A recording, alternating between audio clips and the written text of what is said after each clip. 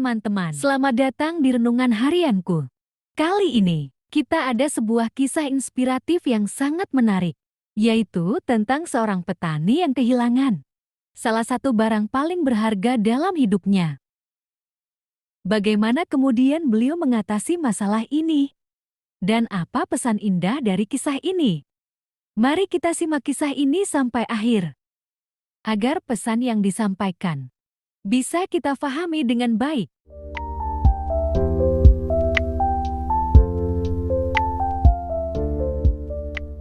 Pada sebuah masa lampau, di sebuah pedesaan yang indah, yang terletak di antara bukit-bukit yang hijau, hiduplah seorang petani sederhana yang bernama Paiman. Ia telah menghabiskan seluruh hidupnya mengolah tanah subur di kebun miliknya, memelihara ternak, dan memperoleh hasil panen yang melimpah. Gudangnya bukan hanya tempat perlindungan bagi hewan-hewan, ternak, dan hasil tanaman, tetapi juga merupakan tempat penyimpanan kenangan yang berisi peralatan, perabot, dan barang-barang berharga yang telah diwariskan dari generasi ke generasi. Dan di antara barang-barang tersebut, ada sebuah jam tangan khusus, sebuah warisan berharga yang telah ada dalam keluarga Paiman selama lebih dari 1 abad. Jam tangan itu memiliki sejarah yang kaya. Pernah dipakai oleh kakek buyutnya saat ia berperang. Jam tangan itu telah bertahan dari ujian waktu dan memiliki nilai sentimental bagi Paiman, menjadi penghubung dengan warisan keluarganya yang abadi. Dengan casing yang terbuat dari kuningan yang dipoles dan dihiasi dengan ukiran-ukiran yang rumit, jam tangan tersebut adalah bukti dari keahlian kerajinan tangan dari masa lampau. Dan bunyi tik-tak yang lembut dan berirama dari jam itu berfungsi sebagai pengingat yang menenangkan. Pada suatu pagi yang cerah, ketika sinar matahari berwarna emas mewarnai langit, Paiman terbangun dari tidurnya dan menemukan bahwa jam tangannya telah hilang. Kekecewaan melanda dirinya saat ia mencari jam tangan itu di gudang, di rumahnya, dan di setiap sudut kecil dari ladangnya yang luas. Jam tangan lambang sejarah keluarganya lenyap, meninggalkan kekosongan di dalam hatinya. Ia hanya ingat terakhir kali ia mengusap jam tangannya adalah saat ia berada di ladang, sehingga ia pun menghabiskan lebih banyak tenaganya untuk mencari jam tangan tersebut di ladangnya yang cukup luas. Ketika ia duduk di tengah tumpukan jerami, merasa terpuruk dan patah hati, terdengar tawa anak-anak yang bermain di lapangan di dekat ladangnya. Seketika percikan harapan pun muncul di dalam dirinya. Ia pun pergi ke lapangan tersebut dan mendapati 3 anak yang sedang bermain dengan gembira di lapangan tersebut. Ia menyapa anak-anak itu untuk meminta bantuan.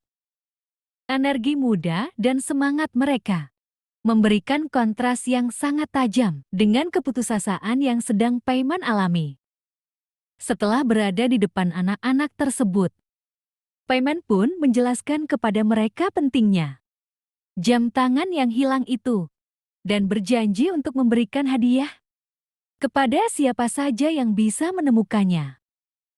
Dan dengan penuh semangat, ketiga anak itu pun segera berlari ke ladang dan bertebaran ke segala arah. Mereka mencari dengan antusias. Namun hingga 1 jam berlalu, jam tangan itu belum juga bisa ditemukan.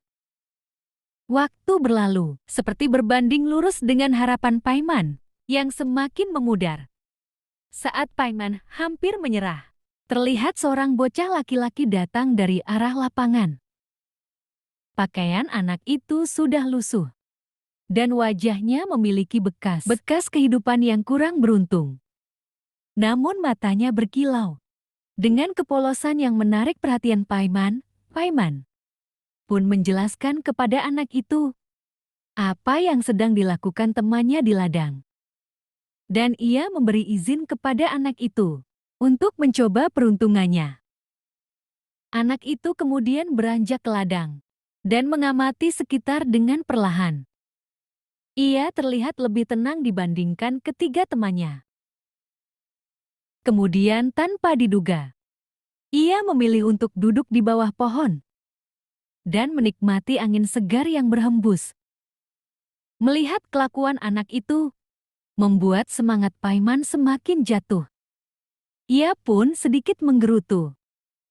Ia berusaha tidak lebih dari 3 menit dan sudah menyerah.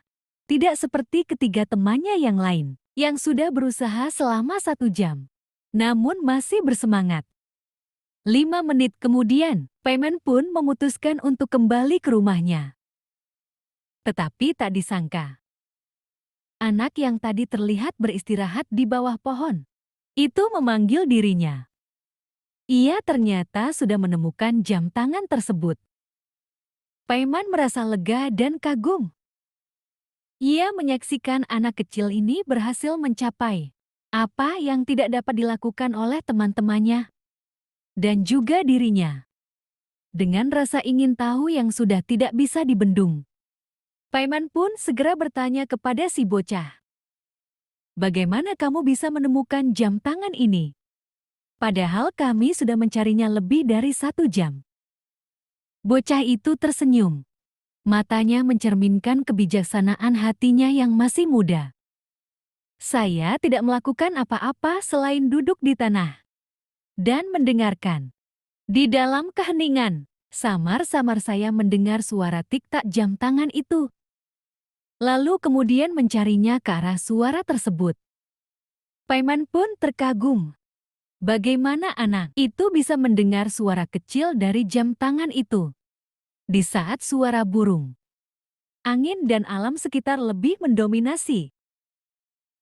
Petani itu kagum pada kesederhanaan mendalam dalam pendekatan anak.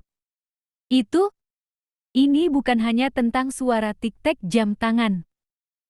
Ini adalah tentang kejernihan dan fokus yang datang dari merangkul keheningan. Pada saat itu, ia menyadari bahwa pikiran damai yang dimiliki anak itu dapat berpikir lebih baik daripada pikiran kalut yang sedang ia rasakan. Lihatlah teman-teman, terlalu banyak pikiran, gusar dan stres seringkali membuat kita sulit menemukan solusi untuk masalah yang kita hadapi. Saat itu terjadi, cobalah untuk tenangkan diri. Lepas semua beban dalam pikiran kita dan buatlah badan kita rileks.